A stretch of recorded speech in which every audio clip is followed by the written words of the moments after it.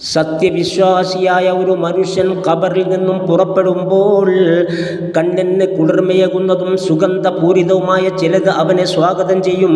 എന്നിട്ട് പറയും, നിന്റെ സൽക്കർമ്മങ്ങളാണ് ഞാൻ ദുനിയാവിൽ വെച്ച് എത്രത്തോളം നീ എന്നെ ബന്ധപ്പെട്ടുവോ അത്രയും നേരം നീ എൻ്റെ പുറത്ത് യാത്ര ചെയ്തു കൊള്ളുക.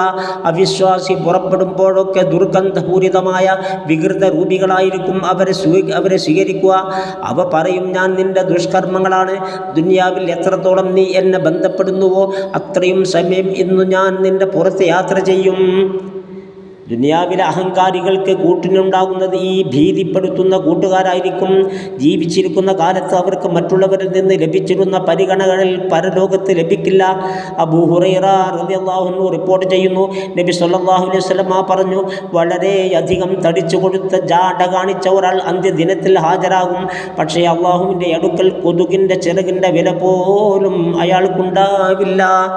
ചിലപ്പോൾ കുറേ സൽക്കർമ്മങ്ങളുമായി തന്നെ ലോകത്ത് ഒരു വിഭാഗം വരും.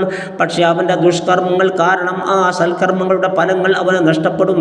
ഈ ചരിത്രം നോക്കൂ. നബിയും സ്വഹാബത്തും ഇരുന്ന് ചർച്ച ചെയ്യുകയാണ്. അപ്പോൾ നബി സല്ലല്ലാഹു അലൈഹി വസല്ലം ചോദിച്ചു, പാപ്പരായവൻ എന്നാൽ ആരാണ്? സ്വഹാബത്ത് ഒന്നടങ്കം പറഞ്ഞു, ദിർഹമോ ചരക്കോ കയ്യിലില്ലാത്തവൻ, സമ്പത്തില്ലാത്തവൻ ആണ് നബിയെ. നബി സല്ലല്ലാഹു അലൈഹി വസല്ലം പറഞ്ഞു, എൻ്റെ ഒരു സമുദായാംഗം അന്ത്യനാളിൽ കുറേ നോമ്പും സക്കാത്തും നിസ്കാരവും ഒക്കെയായി വരും.